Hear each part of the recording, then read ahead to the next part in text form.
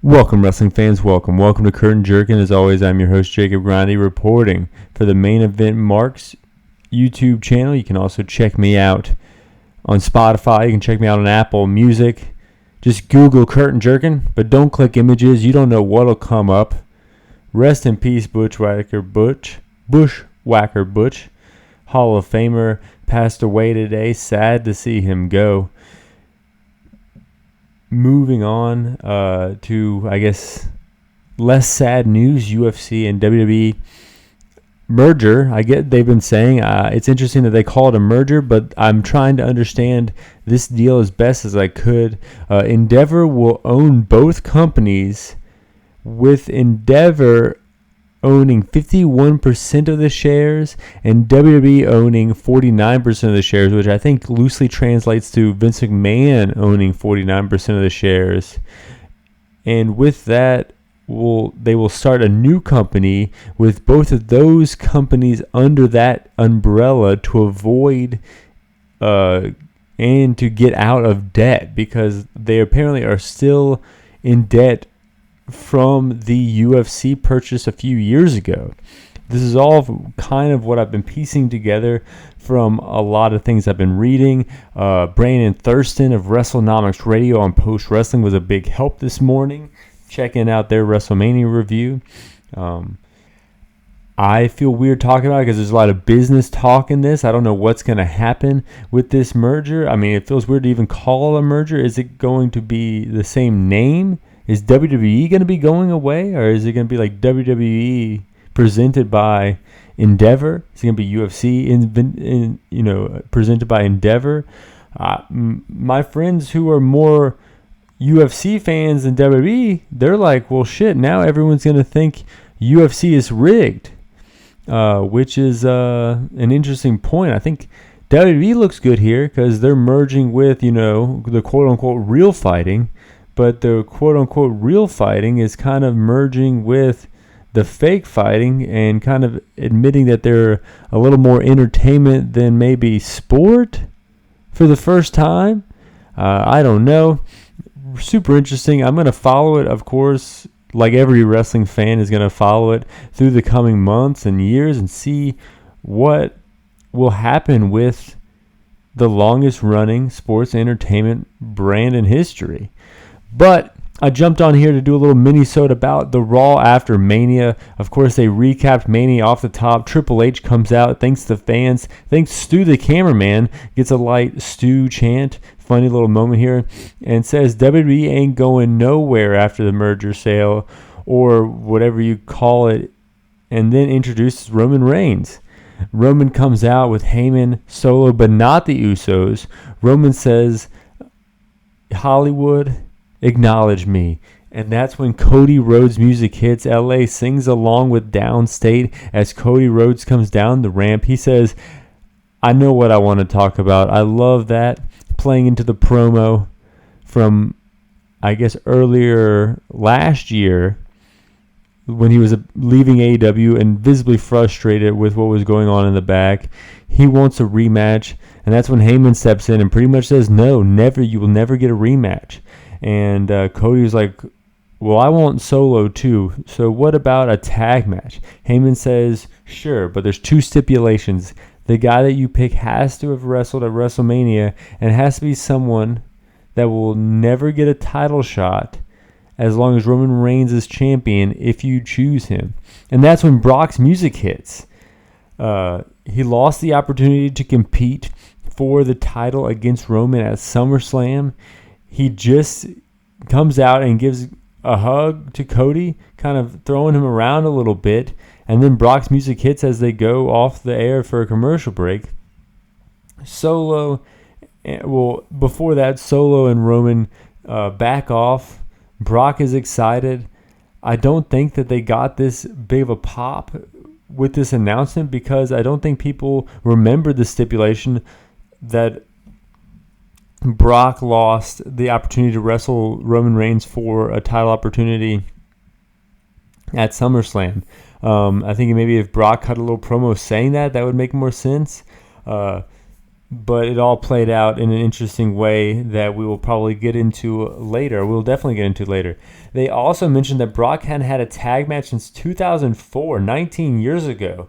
Thanks to Twitter, I saw that he teamed with Big Show that night and went up against Eddie Guerrero and John Cena. That was a cool aspect going into the main event. Then we had Almost versus Elias. Dominant is Almost even hitting the ropes, delivering a big boot a la Kevin Nash, and then drops him like the Great Khali.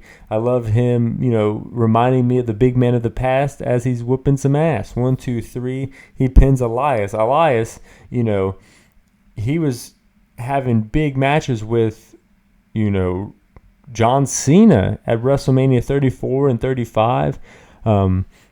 But then the pandemic really wasn't good to this man. I don't know what happened with him. I remember last year after WrestleMania, they did the whole Ezekiel thing. But even that seems long ago from this moment here where he's just a jabroni. Usos in the back. They want to see Roman. Heyman stops them, tells them that they aren't really needed pretty much. A little punishment, it seems like, for not retaining the titles at Mania, it seems. Bad Bunny in attendance.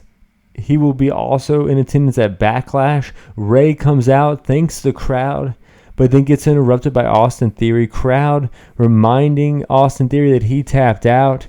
Then Austin Theory calls the crowd, forgive me, for Toldos? I'm not sure what I'm saying here. Hopefully I'm not offending anybody, but he calls the crowd that.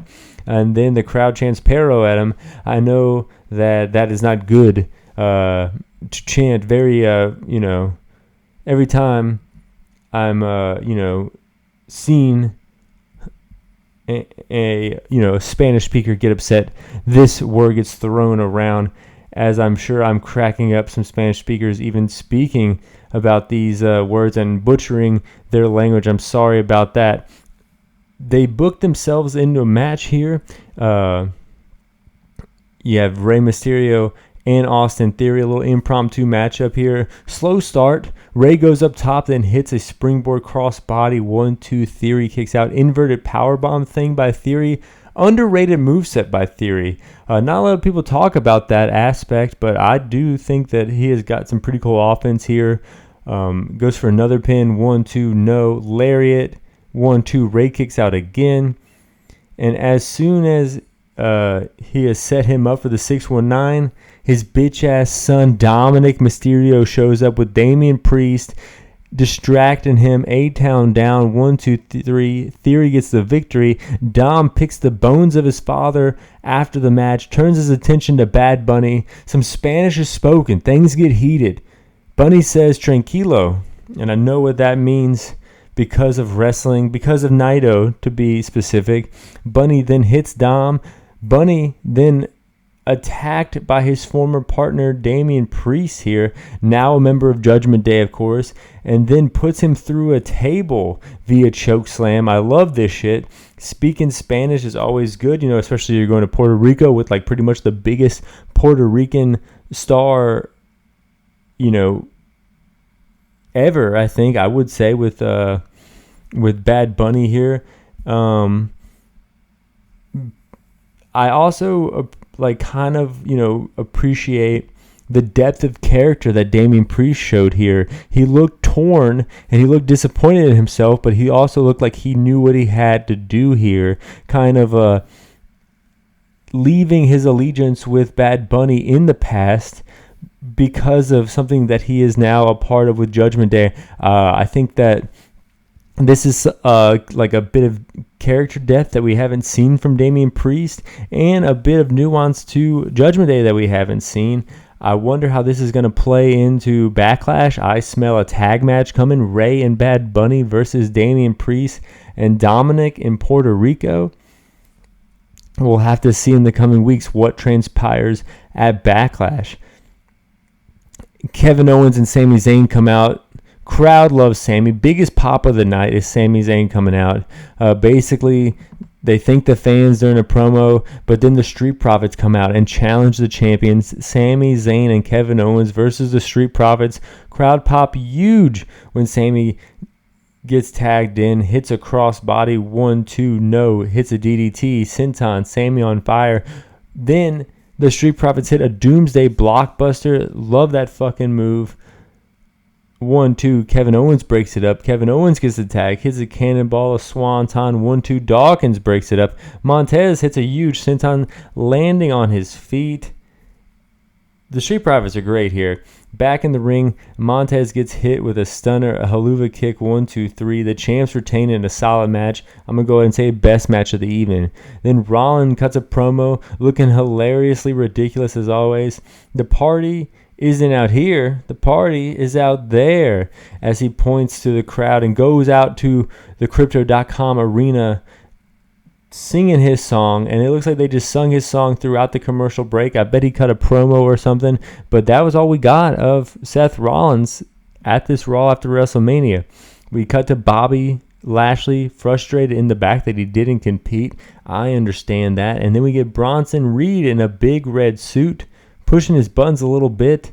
Then you have Positive Ali showing up, giving him some unsolicited advice. And then the frustrated Bobby Lashley takes out his frustration on Positive Ali, throwing him down the ramp as they enter the ring. Ref comes with them. There wasn't a bell to sound the start of the match, but there was definitely a bell as Ali was tapping out to the Hurt Lock. So I don't know if this counts as a match.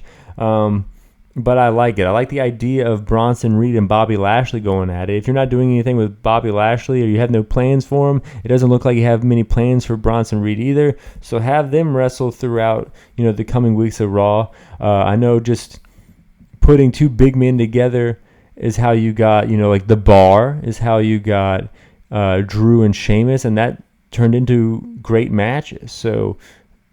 And great teams. So who knows what's going to happen through this little promo we saw with Bobby Lashley getting interrupted by Bronson Reed. Maybe I'm making too much out of it, but I'm pretty excited. I'm a fan of Bronson and Bobby. Roman and Heyman in the back. Did you know Brock would be out there? Roman asked the wise man. And then he says, no, he usually takes 6 to 9 months off after WrestleMania, which I thought was a very astute comeback by Heyman. Of course, Heyman good with the words here. Roman upset, you can tell by the line of questioning, but still kind of holding back his frustration here a lot better than Bobby Lashley did. He has nothing to lose, Heyman said. Roman not really excited about that, but then starts hyping himself up and then starts hinting at tagging in Solo to see if Solo's ready. I love these little segments like this. You kind of forget that you're watching wrestling. You start thinking that you're watching like a mafia movie or something. I know that they did like a mafia or I forget which movie it was, but like a mafia movie parody going into WrestleMania with the Bloodline, and that was perfect because you do kind of forget that you're watching wrestling. This character depth is rarely shown in wrestling. And I love the backstage segments of these stuff where you kind of just get, to be a fly on the wall and see like the inner workings of this, really hot faction. You never really got that with other factions. They would just all come out together, cut promos, and then go to the back. Where here we're getting like, a peek into the huddle of the Bloodline. Bianca out there, interrupted by Rhea. The two champs after Mania, both out there, no strangers to one another. Similar paths to their titles. NXT at the same time, main roster close to the same time. I did like this where they had Liv and Raquel come out right as that segment was ending, going into the break, kind of hooking you. Liv and Raquel wrestled Damage Control, SmackDown versus Raw here, I think, a little bit, if that still matters. I like the Powerbomb partner spot. I liked it at Mania, and it looks like they do it every time. I'm just, always fast-forwarding their matches. But I watched this one. Choke Slam, Oblivion. Liv and Raquel make short work of Damage Control. Bayley made a post, like a kind of a cryptic tweet, like yesterday or something. It looks like Bayley might be done, at least taking a break for a while. I think if that's true, Damage Control is dead in the fucking water. They were kind of moving past them being main players while Bayley was with them, but losing that superstar on their side is going to make them kind of tank, I think, going down into the lower to main event tier teams really quickly. Not main event like the upper echelon, but main event like the TV show. So at this point, it's like 10:30. I've lost all hope in a cool NXT call-up. I've lost all hope in a former champion like Big E coming out, or even Jay White debuting. 30 minutes left on the show. They're, promising Miz coming out, and we still have that big main event at this point. The Raw after Mania has kind of lost its luster over the years. Twitter is turning on it. And then, Matt Riddle comes back out. You got to love a comeback story. And here we got one at the Raw after WrestleMania. I got pretty excited. He comes out, complete with the flip-flop, kicking, scooting down the ramp entrance. Miz attacks him. Riddle fires back. Ripcord, Derek. Miz laid out for a third night in a row with a third comeback. Solid Raw after WrestleMania comeback here. I've said it like 1,000 times. I'm going to just say it one more time. Comeback. Riddle is back. Good on him.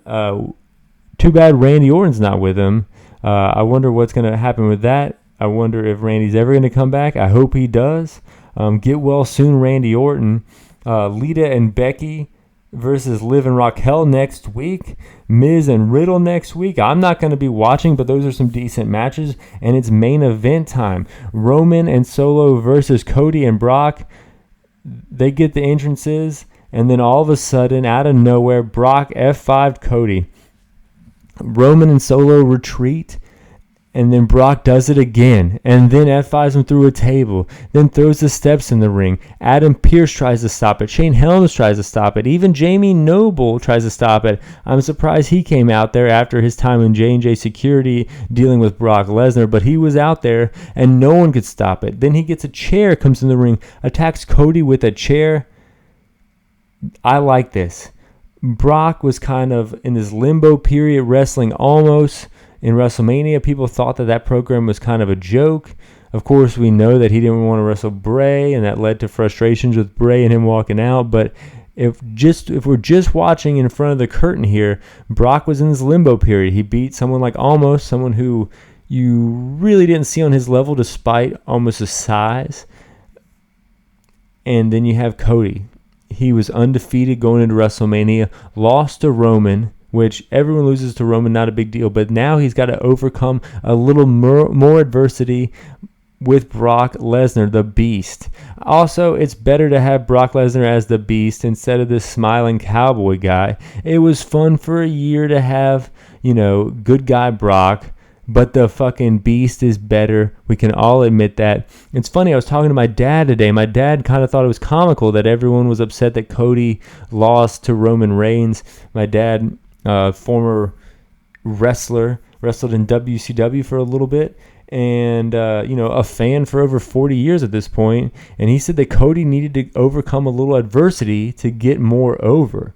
And then you kind of compare his loss to Roman to maybe Okada's loss at Tanahashi in Wrestle Kingdom 9, where you saw the moment of defeat. You saw his rock bottom, and then now every step of the way throughout the year, we can see him rise to the occasion and, like my dad said, overcome a little adversity. I think it's good. I think it would be bad if Brock beats Cody. I think Brock has to put Cody over for this to work. And then where do you go from there? I don't know. Who can Cody start to wrestle with after Brock? I think I'm getting a little bit ahead of myself. He just got attacked tonight, and I think it's going to be good. I think, like I had said a bunch, Cody overcoming this adversity is going to be good for Cody. It's going to hook the kids even more so to Cody. It's going to be like Cody is Sting and Brock is Vader. I want to see the strap matches. I want to see the cage matches. I think you can get all the way to SummerSlam with this. They're probably going to do it at Backlash. Maybe throw it at a Saudi. I can see the rubber match happening at SummerSlam. It could also give Roman Reigns a bit of a break from the main event picture. Not that he necessarily needs it, but people are kind of getting tired of him on top. But if you have him in some tag matches, You have him kind of in his own world doing the bloodline thing, and then you have the main storyline being kind of outside of the world title storyline. Maybe people won't get that go away heat with Roman, like they're kind of teetering with right now. I think this is awesome. I liked Raw after WrestleMania. I think Raw is extremely boring most weeks. But this week, 1 week a year after WrestleMania, it's always a good time. I do think that Raw after WrestleMania kind of lost a little bit of its luster over the past, like maybe 5 or 6 years, but it's still a pretty damn good episode of Raw. Let me know what you think in the comments below. Let me know what you think of this mini-sode. As always, fly high. I'm out.